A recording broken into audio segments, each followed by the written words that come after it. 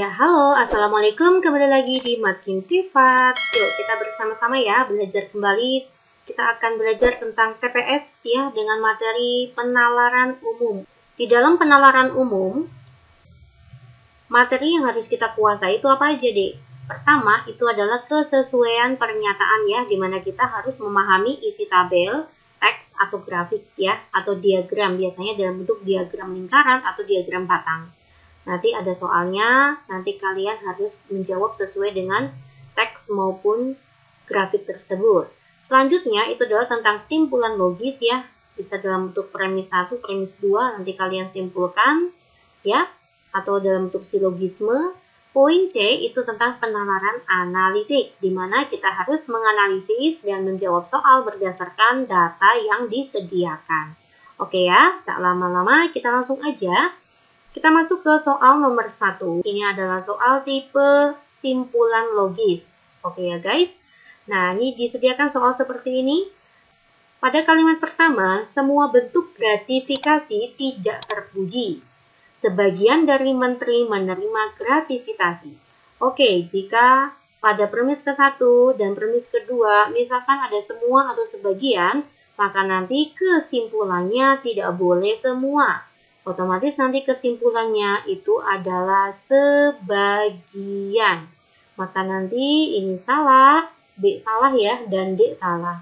Ya, lanjut aja ya. Semua bentuk gratifikasi tidak terpuji. Ternyata sebagian dari menteri menerima gratifikasi. Maka kesimpulannya sebagian dari menteri gratifikasi kita boleh coret ya, karena pada premis ke-1 dan 2 tuh ada. Maka boleh kita coret, sebagian dari menteri tidak terpuji. Nah, itulah kesimpulannya. Oke, jawabannya mana ya, Dek? Jawaban yang tepat itu adalah poin C. Sebagian dari menteri tidak terpuji. Paham ya, Dek ya? Oke, lanjut aja. Kita masuk ke soal nomor 2. Ini masih masuk ke dalam simpulan logis ya. Jika berpergian ke Timbuktu, oke, misalkan saya buat ada A ya. Dia mau pergi nih. Kemana? Ke Timbuktu. Maka harus datang ke Patena. Jadi sebelum ke Timbuktu, dia harus melewati Patena. Nah, jika datang ke Patena, maka harus melalui jembatan Torosi. Nah, sebelum datang ke Patena, dia harus melewati jembatan apa? Jembatan Torosi. Nah, inilah gambarannya ya guys. Oke, maka pernyataan yang benar adalah sebagian yang datang ke Patena melalui jembatan Torosi. Tidak ada kata sebagian ya. Ini kan di sini jika berpergian, maka kalau ke Timbuktu itu harus melewati Patena dan Torosi. Nggak ada kata-kata sebagian, jadi harus semua justru di sini. Oke ya, maka A dan B pasti salah. Kita langsung ke C. Semua yang melalui jembatan Torosi, ini jembatan Torosi, tentu berpergian ke Timbuktu. Belum tentu, bisa juga dia hanya ingin pergi ke Patena. Paham ya? Kita masuk ke poin D. Semua yang berpergian ke Timbuktu, ya, semua yang pergi ke Timbuktu harus melalui jembatan Torosi. Betul sekali, ya. Jadi yang ingin pergi ke Timbuktu itu harus melewati jembatan Torosi. Paham ya sampai sini ya? Kita masuk ke soal nomor 3. Nah, ini dalam bentuk tipe soal bahasa panda ya, atau bahasa isyarat. Ini juga masuk ke penalaran umum. Apabila sepeda, saya tuliskan di sini sepeda terlebih dahulu ya. Sepeda itu dapat ditulis ulang menjadi VH S I H E. Maka nanti pensil dapat ditulis menjadi, nah berarti kalau kalian ada soal seperti ini, ubahlah dalam bentuk angka ya. S itu angka berapa? S itu adalah angka 19 ya. Oke, E itu angka kelima, sedangkan P itu angka keberapa? Ya, angka ke-16 ya. E itu angka kelima, D itu angka keempat, A itu angka ke-1. Ya, V itu huruf keberapa? Huruf ke-22 ya, Dek. H itu adalah huruf ke-8 ya. Iya, H itu huruf ke-8, S itu huruf ke-19 ya. Ini sudah ada. I, H, I, J. I itu 9, H itu 8, E itu adalah 5. Nah, kita harus tahu dulu ya, ini hubungannya seperti apa. Saya akan turunkan terlebih dahulu nih. Terlalu itu ya. Terlalu mepet. Ya. Ya, oke. Kita cek ya. 19 ke 32 maka nanti bertambah 3.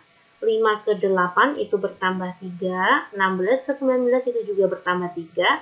5 ke 9 itu bertambah 4. Hati-hati nih, 4 ke 8 itu bertambah 4. 1 ke 5 juga bertambah 4.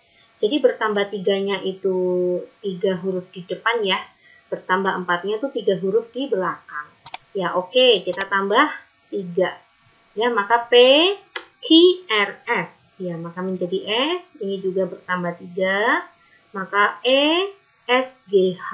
Maka sini kita letakkan H ya. N juga akan bertambah 3. N, L, O, P, Q. Maka nanti sini Q ya. Nah, hati-hati. S ini bertambah 4 ya. S, T, U, V, W. Ya, saya letakkan di sini W. I itu juga bertambah 4 ya. J, K, L, M. Ya, kita letakkan M. Lalu kita L itu juga bertambah 4 ya. M, N, O, P. Ya, oke. Ya, ini harusnya yang tepat adalah poin C ya. Ini mungkin saya salah ketik, ini harusnya WMP. Ya, oke. Tipe soal TPS seperti ini kalian insya Allah bisa ya. Ya, tinggal kalian tentukan polanya seperti apa. Lanjut aja ya. Kita masuk ke soal nomor 4. Ini tentang penalaran analitik ya di tahun 2021. Untuk Penmaba UNJ ini juga keluar tipe soal penalaran analitik. Ya, oke. Kita langsung aja ya. Terdapat sebanyak 5 orang dari pedagang bakso yang menghitung pendapatannya dalam kurun waktu 1 hari. Pedagang C didapati lebih banyak menjual dibandingkan pedagang B. Maka C lebih besar dari B, tetapi masih tidak lebih dari pedagang A. Maka C ini kurang dari A. Ya. Jadi A lebih besar dari C, tapi C lebih besar dari B. Sementara penjualan pedagang C sama jumlahnya dengan pedagang D, maka nanti C sama dengan D, ya. Meskipun tidak melebihi dari pendapatan dagang A, ya pendapatan A itu lebih besar ya. Maka A lebih besar dari C, C sama dengan D. Pedagang manakah yang memiliki jumlah pendapatannya paling sedikit? Oh ya, oke, kelihatan sekali ya. Maka A lebih besar dari C, C jumlahnya sama dengan D, C sama D lebih besar dari D. Jadi yang paling sedikit itu adalah pedagang D. Pasti bisa. Kita masuk ke soal nomor 5. Diketahui bahwa Sela tidak memiliki kemampuan melebihi daripada Lina dan Reni. Oke. Lina dan Reni itu lebih memiliki kemampuan ya daripada Sela. Farah memiliki kemampuan yang lebih baik dari Lina. Oh, Farah lebih baik dari Lina. Lina lebih mampu dibanding Reni. Lina lebih mampu dibanding Reni. Lalu ada Jai yang tidak lebih mampu. Oh, berarti Jai tidak lebih mampu dari siapa dibanding dengan Farah. Farah berarti lebih mampu ya daripada Jai ya. Akan tetapi kemampuannya melebihi Lina. Oh, kita masih bermain Jai ya di sini ya. Jai itu tidak lebih dari Farah, tetapi melebihi Lina. Nah, berarti kayak gini urutannya. Ya, oke. Nah, selanjutnya kita akan urutkan ya. Di sini yang paling mampu itu adalah si Farah ini ya.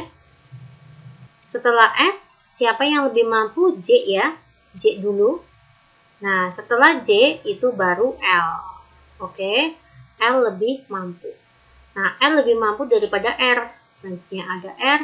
R lebih mampu daripada S. Iya. Jadi yang kemampuannya paling sedikit itu adalah S. S tadi apa? Sela. Oke, selanjutnya kita masuk ke soal nomor 5. Ya, ini adalah soal untuk menyimpulkan ya.